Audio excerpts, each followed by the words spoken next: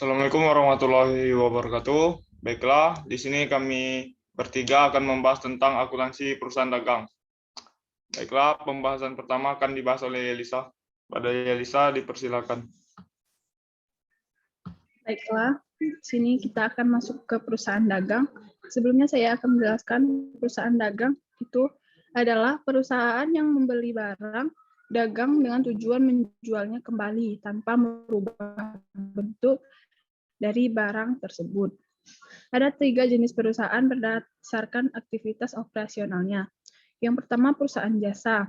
Perusahaan jasa itu aktivitas operasionalnya memberikan layanan jasa kepada pelanggan. Yang kedua, perusahaan dagang. Perusahaan dagang itu aktivitas utamanya membeli barang dagangan dan menjual barang dagangan tersebut tanpa mengubah bentuk barang tersebut. Yang ketiga, ada perusahaan manufaktur. Perusahaan manufaktur, aktivitas operasionalnya adalah membeli bahan baku, mengelola bahan baku tersebut sehingga melalui proses produksi untuk menghasilkan barang jadi dan menjual barang jadi tersebut kepada pembeli. Untuk perusahaan jasa, pendapatannya disebut pendapatan jasa atau kita sering sebut dengan service revenue. Untuk perusahaan dagang, pendapatannya disebut dengan penjualan, sales revenue atau sales. Untuk perusahaan manufaktur,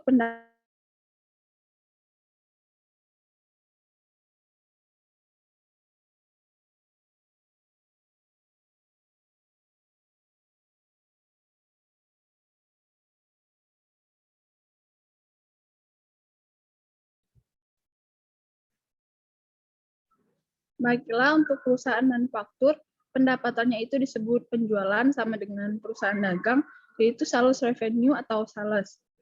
Untuk perusahaan jasa, persediaannya berupa perlengkapan, itu barang habis pakai, dan untuk perusahaan dagang, selain perlengkapan juga terdapat persediaan berupa barang dagangan yang merupakan bagian dari aset lancar yang akan memberikan manfaat ketika barang terjual. Untuk perusahaan manufaktur, itu terdapat 3 jenis, yaitu pertama persediaan bahan baku, yang kedua persediaan barang dalam proses, dan yang terakhir persediaan barang jadi. Untuk aktivitas operasional perusahaan jasa dan perusahaan dagang, yaitu perusahaan jasa menyajikan laporan laba rugi, biasanya dengan format single step, yang artinya pendapatan yang diperoleh langsung dikurangkan dengan semua beban untuk memperoleh laba rugi. Sedangkan perusahaan dagang dan perusahaan manufaktur menggunakan format multi-step, yang artinya perusahaan menyajikan penjualan yang dikurangkan dengan harga pokok penjualan untuk mendapatkan laba kotor. Kemudian laba kotor dikurangi dengan semua beban operasional untuk mendapatkan laba rugi bersih. Selanjutnya ada perhitungan laba pada perusahaan dagang dan manufaktur. Adapun harga pokok penjualan, itu artinya total harga perolehan atas barang yang terjual dalam satu periode. HPP atau harga pokok penjualan merupakan kelompok akun beban. Nama lainnya adalah beban pokok penjualan dan dalam bahasa Inggris disebut cost of goods sold. Harga perolehan atas barang dagangan adalah semua pengeluaran yang dibayarkan oleh perusahaan untuk memperoleh barang dagangan sampai barang dagangan tersebut siap untuk dijual. Dan selanjutnya ada istilah-istilah yang kaitannya dengan arus harga perolehan. Yang pertama ada beginning inventory atau persediaan barang dagangan awal. Adalah total harga perolehan atas barang dagangan pada awal periode yang nilainya diambil dari nilai persediaan akhir periode sebelumnya. Yang kedua ada cost of goods purchase, yaitu atau kita sebut pembelian, adalah total harga perolehan atas barang yang dibeli untuk satu periode.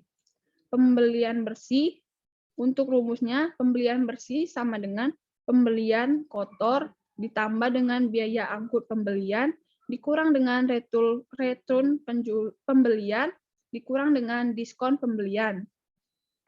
Untuk yang ketiga, cost of goods available for sale atau barang tersedia untuk dijual.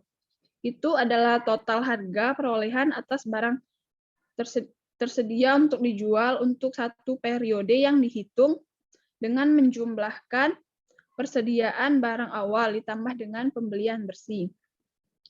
Untuk yang keempat ada cost of goods sold atau harga pokok penjualan adalah total harga perolehan atas barang yang terjual dalam satu periode. Untuk rumusnya, COGS sama dengan unit yang terjual dikali dengan harga perolehan per unit. Untuk yang kelima ada ending inventory, atau sering kita sebut persediaan barang dagangan akhir.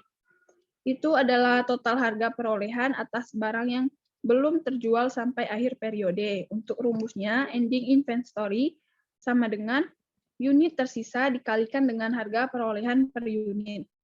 Dan yang terakhir, penjualan. Penjualan adalah pendapatan yang berasal dari hasil penjualan dalam satu periode. Untuk rumusnya, penjualan sama dengan unit yang terjual, kita kalikan dengan harga per unit.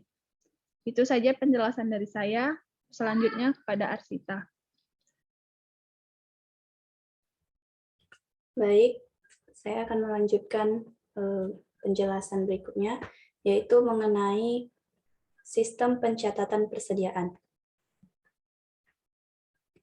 Ada dua sistem yang bisa digunakan perusahaan dagang untuk mencatat transaksi yang berhubungan dengan barang dagang, yaitu ada sistem pencatatan perpetual dan sistem pencatatan periodik. Jadi, sistem pencatatan perpetual itu yaitu sistem pencatatan yang menggunakan kartu persediaan yang akan digunakan untuk mencatat mutasi yang berhubungan dengan barang dagang. Tapi suatu perusahaan juga berkemungkinan melakukan penghitungan fisik untuk memastikan berapa unit yang betul-betul ada dalam kondisi baik yang ada di gudang mereka. Jika seandainya terjadi perbedaan antara pencatatan dan penghitungan fisik, maka yang menjadi acuan adalah hasil dari penghitungan fisik. Saat akan membuat jurnal penyesuaian untuk menyesuaikan nilai berdasarkan hasil perhitungan fisik. Kemudian sistem pencatatan periodik, yaitu sistem pencatatan yang tidak menggunakan kartu persediaan, sehingga berapa jumlah barang dagang yang dimiliki sampai saat ini hanya bisa diketahui dengan cara melakukan penghitungan fisik setiap akhir periode sebelum menyusun laporan keuangan.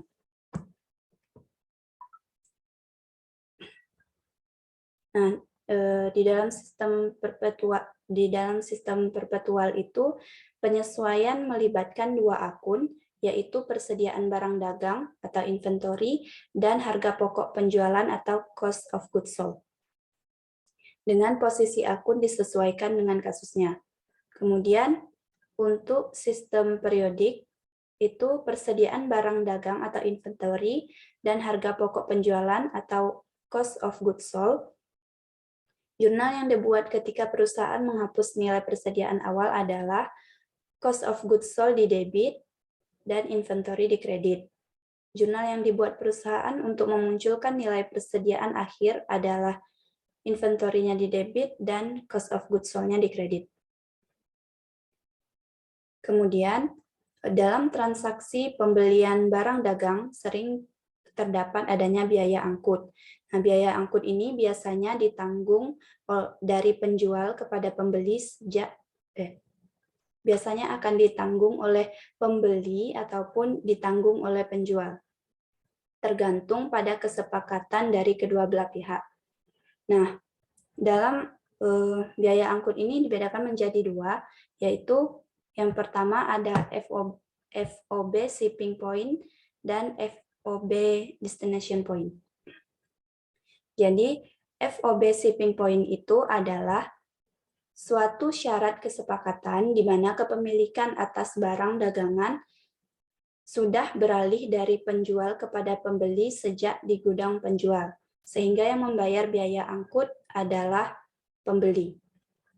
Kemudian untuk FOB destination point adalah suatu syarat kesepakatan di mana kepemilikan atas barang dagangan tersebut beralih dari penjual kepada pembeli setelah barang tersebut sampai di gudang pembeli, sehingga yang membayar biaya angkut adalah penjual. Nah, contohnya misalkan membeli barang di Jakarta. Nah, pengirimannya dari Jakarta ke Bengkulu itu diperkirakan akan sampai ke gudang perusahaan pada tanggal 2 Januari 2020. Nah, pembeliannya itu pada tahun 2019. Perkiraannya akan sampai itu pada 2 Januari 2020. Nah, persoalannya saat akan menyusun laporan keuangan di tanggal 30 Desember 2019, bagaimana status dari barang yang masih dalam pengiriman? Apakah dicatat pada laporan keuangan 2019 atau akan dicatat pada tahun 2020? Maka jawabannya adalah tergantung pada kesepakatan ketika kita membeli barang tersebut. Kalau syaratnya FOB shipping point, maka kepemilikan suatu barang sudah beralih dari penjual pada pembeli sejak dari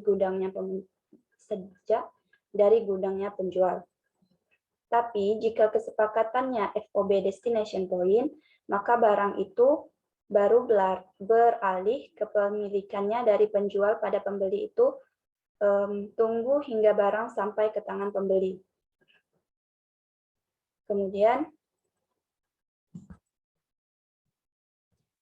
ketika perusahaan mengembalikan barang yang telah dibeli karena tidak sesuai pesanan atau return pembelian, atau ketika barang yang dibeli di komplain perusahaan tidak sesuai standar atau barang rusak atau cacat, tetapi perusahaan tidak mengembalikan, namun penjual mengurangkan harga atas barang tersebut.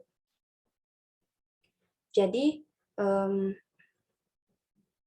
jurnalnya atau pencatatannya itu, jika sebelumnya pembelian dilakukan secara tunai, maka pada pencatatan perpetual, catatannya yaitu kas-nya pada debit dan inventory pada kredit. Untuk pencatatan periodiknya, maka kas di debit dan purchase return and allowance di kredit. Kemudian jika sebelumnya pembelian dilakukan secara kredit, maka untuk pencatatan perpetualnya account payable di debit dan inventory di kredit. Untuk pencatatan periodik, maka account payable di debit dan purchase return and allowance di kredit. Selanjutnya yaitu jika perusahaan melunasi utang atas pembelian barang dagang pada periode diskon ketika perusahaan membeli barang dengan secara kredit, maka pada faktur pembelian tertera syarat pembayaran, misal 2/10 atau N/30. Artinya, jika pembeli melakukan pembayaran dalam jangka waktu 10 hari atau kurang dari tanggal pembelian, maka akan mendapat potongan atau diskon pembelian sebesar 2%. Dan nilai pembelian dari nilai pembelian dan jangka waktu pembeli melunasi utangnya adalah 30 hari terhitung sejak tanggal pembelian. Maka pencatatan perpetualnya, account payable-nya di debit, inventory di kredit, dan kas di kredit. Untuk pencatatan periodik, maka account payable-nya di debit, purchase discount di kredit, dan kas di kredit. Berikutnya, jika penjualan barang dagang secara tunai, maka pencatatan perpetual kas di debit, terus sales di kredit, cost of goods sold-nya di debit, dan inventory-nya di kredit. Untuk pencatatan periodik, maka kas di debit dan sales di kredit. Jika penjualan barang dagang secara kredit, maka pencatatannya yaitu untuk sistem perpetual, account receivable di debit, sales di kredit, cost of goods sold di debit, dan inventory di kredit. Untuk pencatatan periodiknya, account receivable-nya di debit, dan sales-nya di kredit. Berikutnya, jurnal yang dibuat ketika kesepakatannya FOB destination point, maka yang menanggung biaya angkut adalah penjual. Perusahaan akan menanggung biaya angkut untuk mengirimkan barang sampai ke gudang pembeli. Jurnal yang dibuat oleh penjual adalah untuk pencatatan perpetual dan periodik sama, yaitu sales return and allowance. Maksudnya salah. Untuk pencatatan di jurnalnya yaitu freight out itu di debit dan cash di kredit. Berikutnya, ketika perusahaan menerima pengembalian dari pembeli atas barang yang telah dijual karena tidak sesuai pesanan pembeli atau return penjualan, atau ketika barang yang telah dijual dikomplain oleh pembeli karena tidak sesuai standar atau barang rusak atau cacat, tetapi perusahaan tidak menerima pengembalian, namun perusahaan setuju untuk mengurangkan harga atas barang tersebut.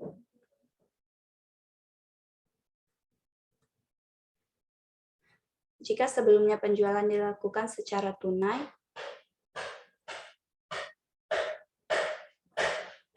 maka pencatatannya untuk perpetual, sales return and allowance itu di debit, cash di kredit, inventory di debit, dan cost of goods sold di kredit.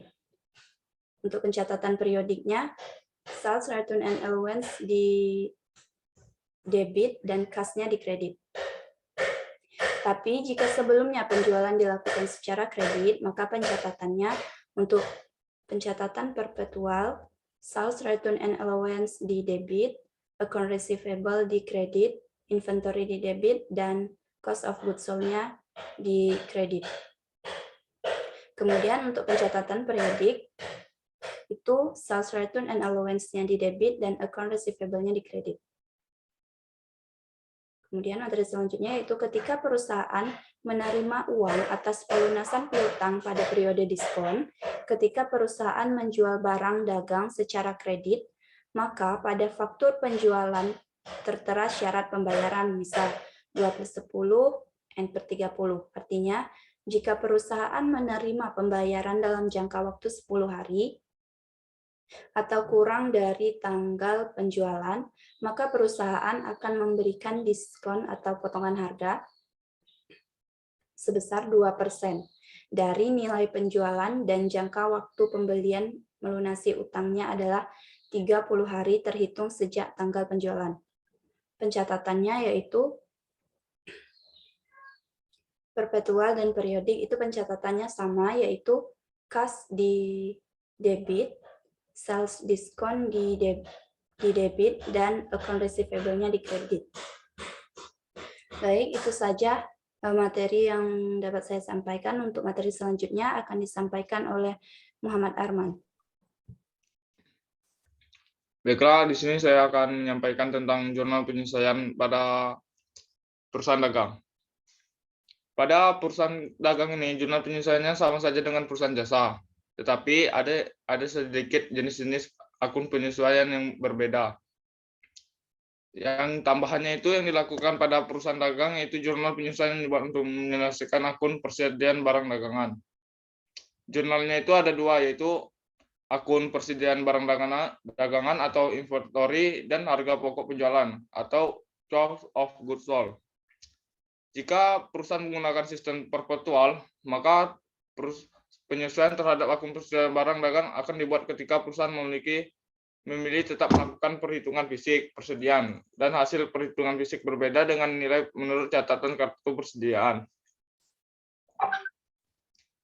Misalnya itu apabila kita membuat itu jurnal penyesuaian pada tanggal 30 September 2021 sebesar 1.000, tetapi kita menghitung perhitungan fisik nilai persediaan. Yang tersisa adalah 900.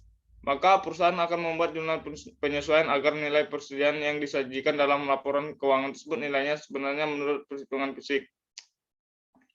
Jurnalnya seperti cost of goods sold-nya 100 di debit dan inventory-nya 100 di kredit. Pada sistem perpetual ini kita tidak diwajibkan untuk membuat perhitungan fisik. Tetapi kalau kita ingin membuat perhitungan fisik, dipersilakan. Kita akan pada akun persediaan barang akhirnya itu kita akan memilih dengan persediaan fisik, bukan persediaan di kartu. Namun, jika perusahaan menggunakan sistem pencatatan periodik, maka jurnal penyesuaiannya dibuat dengan tujuan untuk menghapus nilai persediaan awal dan memunculkan nilai persediaan akhir.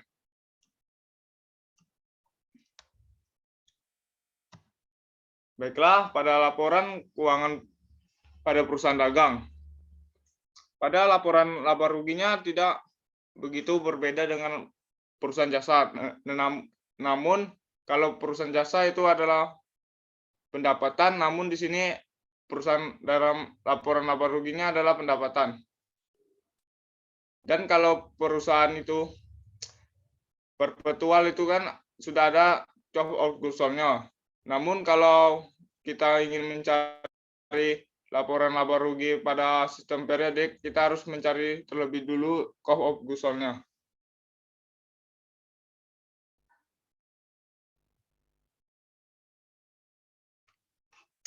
Setelah kita membuat atau menyusun laporan laba rugi, kita lanjutkan mencari laporan perubahan ekuitas dan laporan posisi keuangan, dan mencari laporan aruskan dan catat atas laporan keuangan.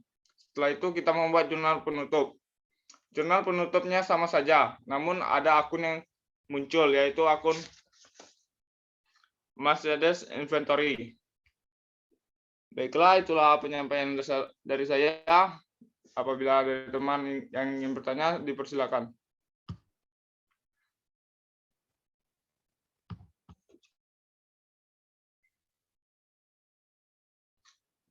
Baiklah, di sini saya akan bertanya. Kan dalam perhitungan harga perolehan itu bagaimana? Apakah saat kita sudah menerima barangnya sampai ke perusahaan kita, ataukah pada saat kita membeli barang itu saja? Baiklah, sekian, terima kasih.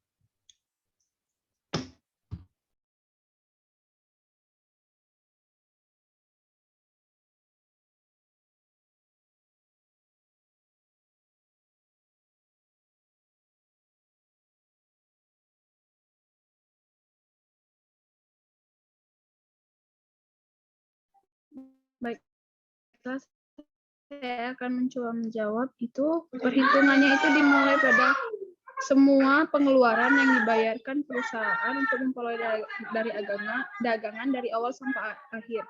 Artinya dari saat kita membeli hingga biaya-biaya pengiriman, biaya seperti bensin, seperti itu terhitung semua. Baik, terima kasih.